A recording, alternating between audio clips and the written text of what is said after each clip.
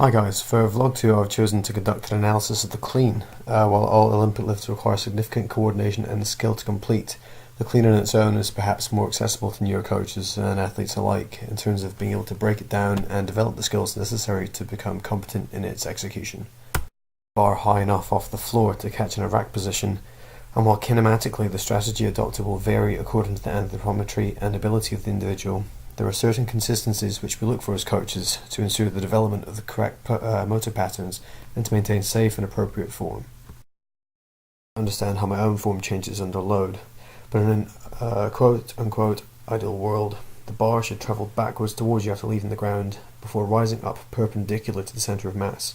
This is facilitated by ensuring the bar is kept close to the body rather than being swung forward as a result of early second pull / lack of transition, but also as a result of using a load that cannot simply be reverse curled. Along the bar or out towards the walls if you want an external cue before dropping the elbows under and forward. I recently stole a cue that suggests pointing forward in a quick draw fashion, but maybe I'm just sad for thinking that could be effective. The bar path I'm demonstrating is a bit high in comparison to the example coming up, which is likely due to my feet staying on the floor rather than moving out to the side in the catch. The plan here is to work on developing what some sources refer to as a third pull, whereby the athlete actively uses the shrug of the second pull to initiate their downward descent under the bar into a deep catch. And looking forward with a tight neutral spine, hips higher than knees and weight distributed in the forefoot, the aim of the first pull is to extend the knees and hips whilst maintaining back angle with long arms and pulling the bar back to where the knees started and ending when the bar is just above them. While the first pull can appear slower to some individuals, the intent is always to move as fast as possible. If the bar appears to drift forward, the athlete can be cued to imagine pulling the bar around their legs. The aim of the transition is to get the athlete from what is essentially a Romanian deadlift position into their power position where they can maximize force development and impose maximal vertical impulse upon the bar. To do this, they can push their hips forward in order to reposition their center of balance over the midfoot and end in a position similar to the jumping position. It's important, however, that the feet remain flat on the floor, as the technical model suggests triple extension is necessary to ensure an optimal second pull. Shrugging the bar towards the ceiling, the arms should remain unbent until the very end of the pull in order to maximize force production. This won't necessarily be an issue if the athlete is using maximal weight. Once the pull is complete, the athlete can begin to pull themselves down under the bar, ensuring that they move their feet out slightly wider to aid this descent, whilst keeping the bar close and aiming to drive their arms under the bar, then towards the ceiling to create a stable shelf for the bar. The descent of the bar and athlete should occur concurrently to prevent any unnecessary contact on the bar of the clavicle. As load increases, it appears that my left and right arms do different things. Past the knees, the bar slants up on the left side, and when viewed again at lower speeds, it appears that there is a delay in my ability to rotate my right arm under the bar.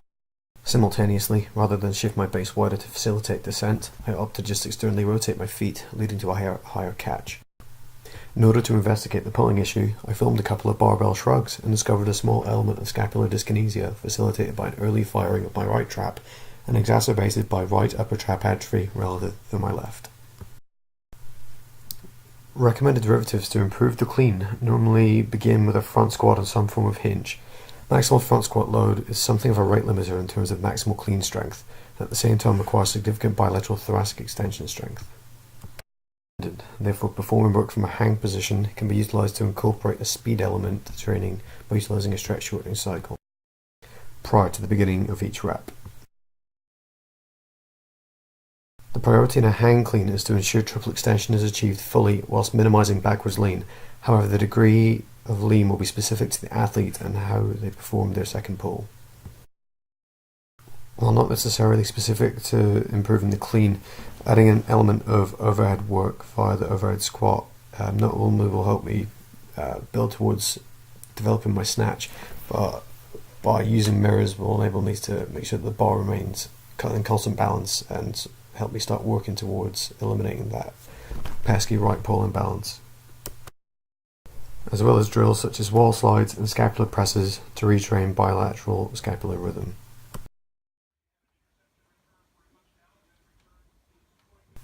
However, if Dmitry Klokov can look like this during one of his catches, then I guess there's still hope for me yet. That's it for me, guys. Thanks for watching, and I hope to talk to some of you soon.